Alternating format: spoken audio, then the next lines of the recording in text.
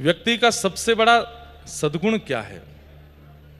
अपने अवगुणों को स्वीकार करना। लेकिन कई बार ऐसा होता है कि व्यक्ति अपने अवगुण स्वीकार तो कर लेता है, पर उसके प्रति मिलने वाले दंड को स्वीकार नहीं करता, उससे भागता है। थोड़ी शांति रखो भैया, एक देर बैठो, बिल्कुल शांति का परिचय दो। द्वार पे जो लोग खड़े हैं बिल्कुल शांत हो जाइए। अपने अवगुणों को स्वीकार करना यह व्यक्ति का सबसे बड़ा सद्गुण है। ऐसे कौन शांत करे भैया? हैं? खुद हल्ला करके शांत करा रहे हो? बैठ जाओ। वाह, हाँ ठीक है, ठीक, बैठ जाओ। तो अपने अवगुणों को स्वीकार करना यह सबसे बड़ा सद्गुण है, और ये अपने अवगुणों को स्वीकार न करना यह सबसे बड़ा दुर्गुण है। परंतु अवगुणों को स्वीकार करते हुए उसके प्रति मिलने वाले दंड को भी स्वीकार करें कि जो भी मुझे मिलना हो इसके बदले मुझे स्वीकार है।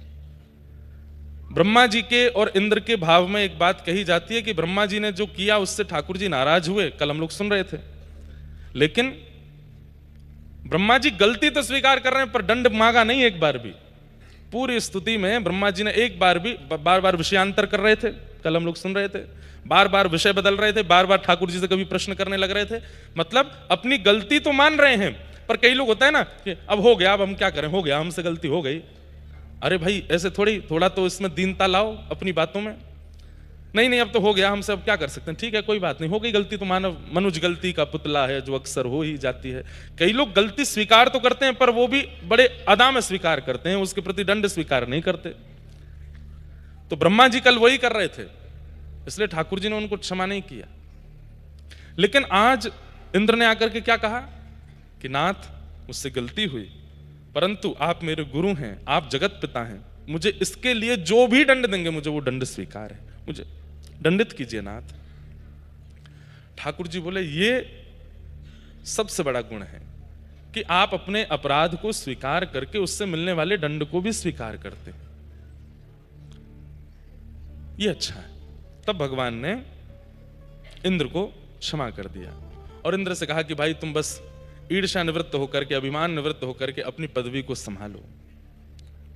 हम लोगों का स्वभाव है कि हम दूसरों में अवगुण देखते हैं, स्वयं में गुण का दर्शन करते हैं। व्यक्ति का स्वभाव क्या, सब में दोष देखना है। कोई भी, चाहे रावण के आगे राम जी भी आगे, वो राम जी में भी दोष देख रहा है, लेकिन अपने आप में गुण देखता है। मानव का स्वभाव होना चाहिए सब में गुण देखे, स्वयं में अवगुण देखे। मुझ में कमियां कितनी हैं, मुझ में दोष कितने हैं, मुझ में अवगुण कितने हैं, मेरे आगे जो भी आवे सब गुणवान है, मैं ही हूं अवगुणों से भरा हुआ। हाँ, इतना भी ना सोच ले कि डिप्रेशन में ही चला जाए कि वो मुझसे बड़ा तो कोई कलंकी नहीं, पापी नहीं। कई लोगों का मनोबल भी खत्म होता है उससे, सेल्फ कॉन्फिडेंस भी खत्म होता है।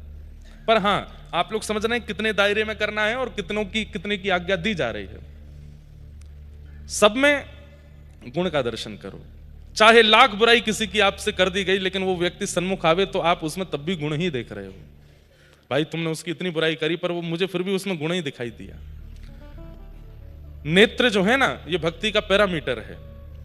आप जितना भजन करते हैं, कथा सुनते हैं, नाम जप करते हैं, तिलक स्वरूप धारण करते हैं, गुरु आश्रय में रहते हैं, भगवत सेवा करते हैं, यदि वह नेत्रों में प्रकट नहीं हो रहा गुण दर्शन के रूप में, तो संभवतः आप भजन नहीं कर रहे हो। अच्छा होता है, पता क्या होता है, भजन करने के बाद में भी कैसे नेत्र हो जाते हैं, परंपरा से दीक्षित होने के बाद में कैसे नेत्र हो जाते हैं। एक ही परंपरा के दो लोग हैं तो दूसरे को कैसे देखते हैं, ये तो कुछ नहीं करता, मैं देखूं मैं तो ये भी करता हूं, मैं तो ऐसे भी रहता हूं, मैं तो ये भी खाता हूं, मैं तो गुरुदेव ने ये भी बताया हमारी परंपरा में ये, मैं वो भी करता हूं, ये तो कुछ नहीं करता, ये तो ऐसे ही है। वहां पे भी दोष, भक्ति में भी दोष, नियम में भी दोष, भावों में भी दोष नहीं। गुण देखिए, दोष दर्शन करते करते जीवन निकल जाएगा, एक दिन ठाकुर जी सामने आ जाएंगे, आप उनमें भी दोष देख लोगे। मुकुट सीधा पहन लिया कीजिए आप उनमें भी दोष देख लोगे। खड़े तो सीधे हो जाए कीजिए, नेशनल एंथम चल रहा है। हम लोग इतने ज्यादा, अब भाई जो आदत में आ जाएगा वो फिर स्वभाव में आ जाएगा, और जब स्वभाव में आ जाएगा तो फिर कोई नहीं बच पाएगा उससे। कई लोग होते हैं उनका स्वभाव होता है टोकने का, बोलने का। कई बार उनसे कह के जाते हैं घर के लोग, भाई सुन तू ऐसी जगह जा रहा है, वहां किसी को नहीं टोकना। वो कहता नहीं टोकूंगा, तो वहां उसको कुछ दिख जाता है, दिख ही जाता है, क्योंकि उसकी दृष्टि ही ऐसी है। और वहां जब वो किसी को देखता है जिसको टोकने का मन होता है तो वो बहुत देर अपने हाथ पैर बंद करके रखता है, थोड़ा ऐसे सोचता है सबने मना किया है, टोकना नहीं है, टोकना नहीं है, टोकना नहीं है, क्या करूं। अब उसका ना तो भोजन पचेगा ना पानी नीचे उगले, क्योंकि स्वभाव में आ गया ना टोकना। फिर वो क्या करेगा, जाते जाते टोक ही जाएगा। सुनो भाई, तुम बुरा नहीं मानना, मुझसे रहा नहीं जा रहा है, मेरे अंदर रह नहीं रही है बात, मैं रोज रात में सो नहीं पाऊंगा। सुनो तुम क्या, तुम ऐसे ऐसे नहीं किया करो, बस अब तुम चाहे बाहर में जाओ, हम जा रहे हैं। ये स्वभाव में आ जाएगा। भाई स्वभाव में प्रेम लाइए, स्वभाव में भक्ति लाइए, स्वभाव में भाव लाइए, दोष नहीं लाइए। बहुत दोष यदि आप बहुत दिनों तक अपने चित्त में रखेंगे तो मन बुद्धि चित्त स्वभाव सब में वही दोष आ जाएगा, और कहीं ना कहीं ठाकुर जी फिर सन्मुख आएंगे तो हम उनमें भी दोष दर्शन करने लगेंगे। बताइए, नवकंज लोचन कंज मुख कर कंज पद कंजारणो, ऐसे राम जी को रावण देख के क्या बोलता है, ए वनवासी।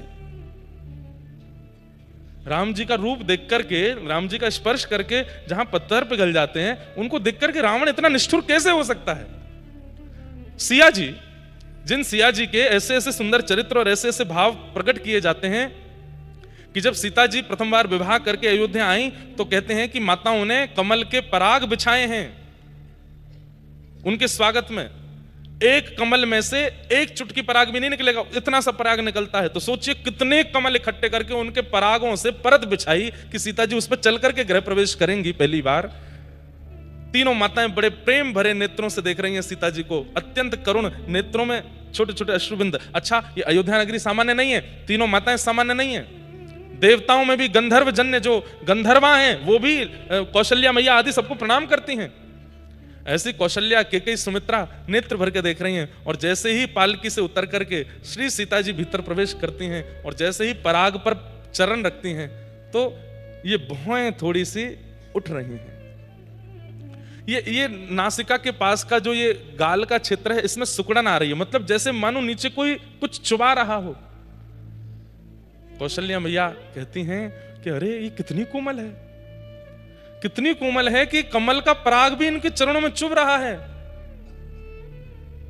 सुमित्रा जी तो नेत्रों में आंसू भर लाई, कौशल्या जी चिंता कर रही हैं, केकई जी से तो देखा ही नहीं गया, तो केकई जी क्या करी पता है, ऐसा गृह प्रवेश किसी बहू का नहीं हुआ होगा आज तक। केकई जी गई और श्री सीता जी को गोद में उठा लिया, गोद में लेकर के भीतर गई। इतनी इतनी कोमल है श्री सियाजू, और उन सियाजू को इतनी निष्ठुरता से कैसे ले गया रावण, क्योंकि उसके मन में, स्वभाव में, बुद्धि में, विचार में, सब में निष्ठुरता आ चुकी है। व्यक्ति जब एक अवधि से ज्यादा रोग को अंदर रहने देता है तो वही रोग भयंकर मरणासन स्थिति में ले जाता है। हम ऐसे दोषों को चित्त में रखेंगे, क्या ये हमारी स्थिति को नहीं रखेंगे? चाहे कितना भी तिलक लगाइए, चाहे कितना भी गुरु मंत्र कर लीजिए, चाहे कितना भी आप धाम भ्रमण कर लीजिए, लेकिन आपका स्वभाव पवित्र नहीं है तो आप कहीं से भी पवित्र नहीं हो। स्वभाव, विचार, व्यवहार, इनमें दोष मत लाओ। आज इंद्र से केवल इसलिए रीझ गए भगवान क्योंकि उसने आकर के तुरंत अपनी गलती मानी और मान करके ठाकुर जी के सामने अपना सर नतमस्तक हो गया कि दंड दीजिए मुझे, जो देना हो। ठाकुर जी को ऐसे स्वभाव ही तो प्रिय है। भगवान ने इंद्र को क्षमा कर दिया। तत्पश्चात अन्य अन्य लीलाएं हुई। रास पंचाध्याय का प्रसंग प्रारंभ हुआ। गोपियों ने भगवान के साथ रास विहार किया। अब हम पिछले 7 दिन से होली का रास ही सुन रहे थे, तो इसलिए बस प्रणाम मात्र करते हुए फिर गोपी गीत, भगवान अंतर ध्यान हुए, गोपी गीत गाया। मैं इस बात को कहा करता हूं, क्यों अंतर ध्यान हुए ठाकुर जी? क्योंकि बिना आचार्य के यदि रास में प्रवेश करोगे तो रास का अनुभव तो हो जाएगा, पर थोड़ी देर बाद आपसे एक अपराध बनेगा। क्या? उस रास का अभिमान। आचार्य जीवन में क्यों जरूरी है, गुरु जीवन में क्यों जरूरी है? ताकि आपके चित्त में मान को प्रकट ना होने देवे। अगर मान प्रकट हो रहा है तो भगवत प्राप्ति होने के बाद में आपके कारण आचार्य पर भी रोषित हो जाएंगे। ठाकुर जी, अरे तुमने कैसा शिष्य बनाया, हम इससे मिलने के लिए गए, ये तब मान कर रहा है वहां पर। इसलिए मान ना आवे, इसलिए हमारी हरिदासी परंपरा, हरिवंशी परंपरा और जहां भी मानसी की परंपरा है, सब जगह निवेदन किया गया, नेत्र बंद करके मानस में जब ठाकुर जी का स्मरण करो उससे पहले गुरु को स्मरण कर लो, गुरु के संग ठाकुर जी को प्रणाम करो। क्यों? गुरु मान नहीं आने देंगे। जैसे क्या करना है, नेत्र बंद करके चित्त में स्मरण करना है।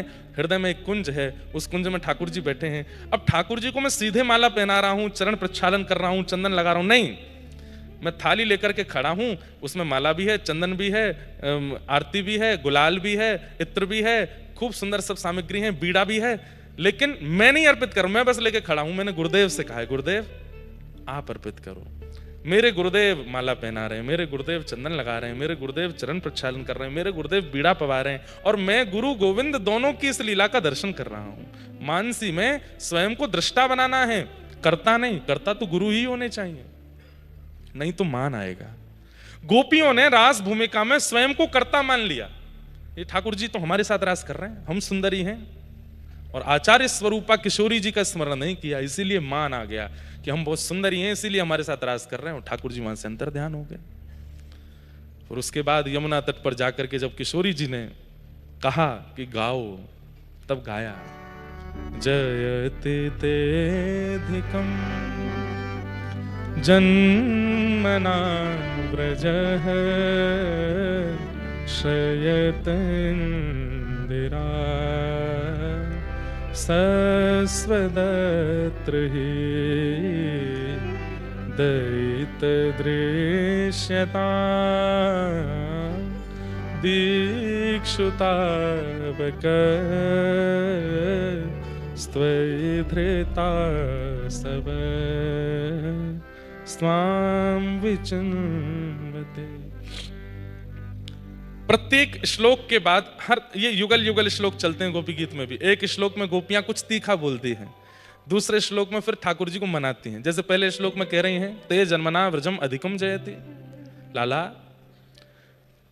तुम ऐसा सोचते हो कि तुम्हारे जन्म से व्रज की महिमा बढ़ी, तो फिर झूठे हो, गलत सोच रहे हो। तुम्हारे जन्म से व्रज की महिमा नहीं बढ़ी लाला, बल्कि तुम व्रज में जन्मे तो तुम्हारी महिमा बढ़ गई है।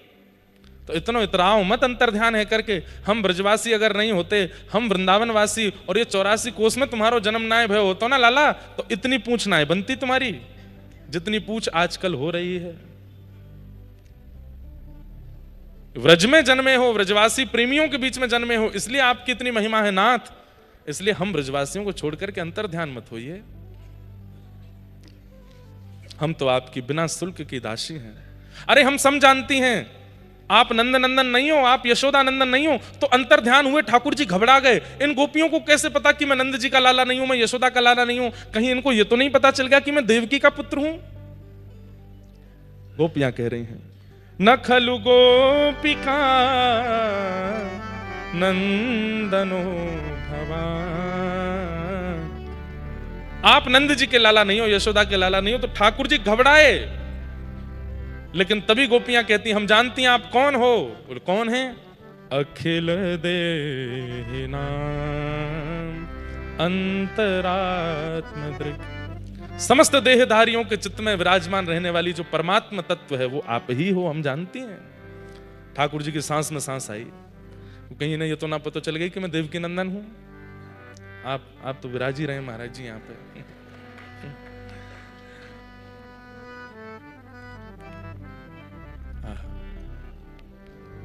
लेकिन बंधुओं, एक बात तो माननी पड़ेगी, श्रुतिम अपरे स्मृतिम अपरे भजन्तु भव भीता नीतिम अपरे। श्रुतियां नहीं पहचान पाई जिनको, नीतियां नहीं पहचान पाई जिनको, स्मृतियां नहीं पहचान पाई, वेद नहीं पहचान पाए जिनको, उन ठाकुर जी के आगे दो ही लोग बोले हैं कि हम तुम्हें जान गए हैं। या तो रामावतार में केवट कहते हैं कि मैं तुम्हें जानता हूं, मैं तुम्हारा मर्म जानता हूं, या कृष्ण लीला में गोपियां कहती हैं कि हम आपको जानते हैं। और इन दोनों को ही चरण प्रदान किए हैं ठाकुर जी ने, गोपियों को भी चरण प्रदान किए हैं। असंख्य गोपियां भगवान की सुंदर गोपी गीत के माध्यम से स्तुति गाती हैं, स्तवन करते हुए। इति गोप्य प्रगायन्त पलपन्त्यश्च चित्रधा रुरुदु स्वस्वरं राजन् कृष्ण दर्शन लालसा। तासामाभिर्भूत्सौरी स्मयमाय मुखाम्बुज पीताम्बरधरश्रग्वी साक्षान् मन्मथ मन्मथ। ठाकुर जी गोपियों के बीच में प्रकट हो गए, गोपियों के साथ महारास किया, महादेव भी पधारे। ऐसे रास राशेश्वर भगवान को हम बार-बार प्रणाम करते हैं। बोलो रास बिहारी लाल की। अब आगे के प्रसंग में हम लोग बस सूची मात्र कहेंगे, उसके बाद कथा को विश्राम देंगे। पर उससे पूर्व हमारे मध्य में जिन्होंने सनातन की खूब सुंदर अलख युवाओं में और पूरे भारतवर्ष में जगाई है, ऐसे हमारे व्रज के परम सुंदर व्रजवासी स्वरूप में जो व्यासपीठ पर विराजते हैं, श्री प्रियाकांत जी के अति प्रिय श्री देवकीनंदन ठाकुर जी महाराज पधारे हैं। महाराज जी का इतना स्नेह, इतना प्रेम हमें प्राप्त होता है तो मन बहुत प्रसन्न होता है कि पूज्य गुरुदेव भगवान, पूज्य पिताजी महाराज, और हम एक बात अभी कलकत्ता में मिले थे महाराज जी से, तो मन में एक बात आई थी मंच पर जब आपके यहाँ गए कि हमारे पिता भी ठाकुर जी, हमारे भैया भी ठाकुर जी और हमारा जीवन भी ठाकुर जी। तो हमारे पिता के रूप में भी ठाकुर जी हैं, आप हमारे अग्रज भ्राता हैं, आप भी ठाकुर जी हैं, और हमारो जीवन सर्वस्व भी ठाकुर जी हैं, उद्देश्य भी ठाकुर जी हैं।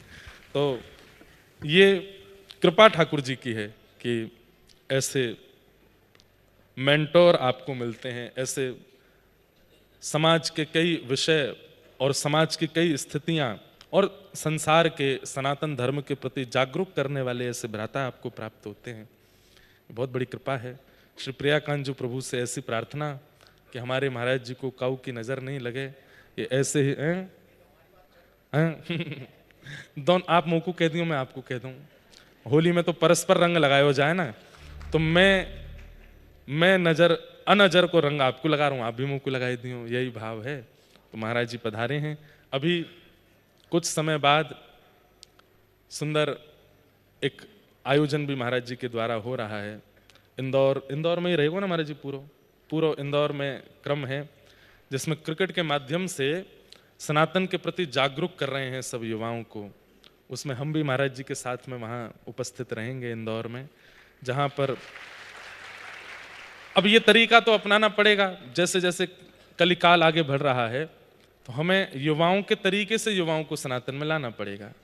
बालक यदि सीधा सीधा औषधि नहीं पाता है, दवाई नहीं लेता, तो फिर माँ टॉफी का प्रलोभन देती है, चल दवाई खा ले, टॉफी दूंगी तो वो दवाई तो नहीं खाना चाहता पर टॉफी के लोभ में खा लेता है। आजकल के हमारे युवाओं की गलती नहीं है, बहुत युवा आते हैं कथा में, इनके पूर्वज माता पिता और उनकी थोड़ी सी कहीं चूक रह गई जिसके कारण हमारे युवा थोड़े से भटक रहे हैं, पर वो भटके हुए नहीं है, उनको रास्ता दिखाने वाला नहीं मिल रहा है। अगर कोई दिखाने वाला मिलता है तो जैसी निष्ठा से आज का युवा भक्ति करता है ऐसी निष्ठा से कोई नहीं कर पाते हैं, बहुत अच्छे से करते हैं। संत सेवा करा लो, हम तो अनुभवी हैं ना, हमारे सबरे युवा भाई बहन हैं। आप कभी लाल जी का उत्सव अभी बरसाना में हुआ, पूरी व्यवस्था छोटे छोटे बच्चों ने 15 वर्ष से लेकर के 25 साल तक के बच्चों ने उस पूरी सेवा को संभाला। आज भी पूरी सेवा को यही बच्चे संभालते हैं। आज भी वहाँ गौशाला में पूरी योजना बन रही, सारे बालक वहाँ पहुँच गए, वहाँ जाकर, और इन कईयों के मैं नाम नहीं जानता, कईयों के परिवार नहीं जानता, कुछ नहीं, बस वो सब जुड़े हैं, भक्ति पथ से करते हैं सेवा। तो युवाओं को अनुभव तो करके देख लिया कि इनको सिखाने वाला बताने वाला मिल जाए तो इन जैसा करने वाला नहीं। आज पूरे विश्व में सबसे अधिक युवाओं की संख्या भारत के पास है, लेकिन यही प्रत्येक युवा, आज के शतक पूर्व एक युवा हुआ था भारत में, वैसा युवा अगर हर युवा बन जाए, जैसे स्वामी विवेकानंद, ऐसे अनेक स्वामी विवेकानंद यदि निर्माण हो जाएं तो भारत विश्व गुरु है ही, लेकिन अन्य क्षेत्रों में भी, अन्य भावों में भी भारत अतिश्रेष्ठ होगा। और उस क्रिया को करवाने में महाराज जी का बहुत बड़ा योगदान है। इसलिए महाराज जी को व्यासपीठ से बहुत बहुत धन्यवाद कहते हैं कि आप जो कर रहे हैं वो अति सराहनीय कार्य है।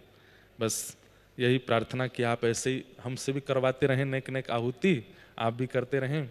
महाराज जी के भाव हम लोग श्रवण कर लें, उसके बाद फिर कथा को विश्रांति में ले लो। दोनों ठाकुर जी है गए, पूज्य गुरुदेव भगवान भी पधारे, और अब तो आनंद तब आवेगा, दोनों कारो चश्मा लगा ले। जय हो। बोलो सदगुरुदेव भगवान की जय। जय जय राधे कृष्ण राधे गोविंद। जय राधे कृष्ण राधे गोविंद। राधे कृष्ण जय जय राधे कृष्ण राधे गोविंद। जय जय राधे कृष्ण राधे गोविंद।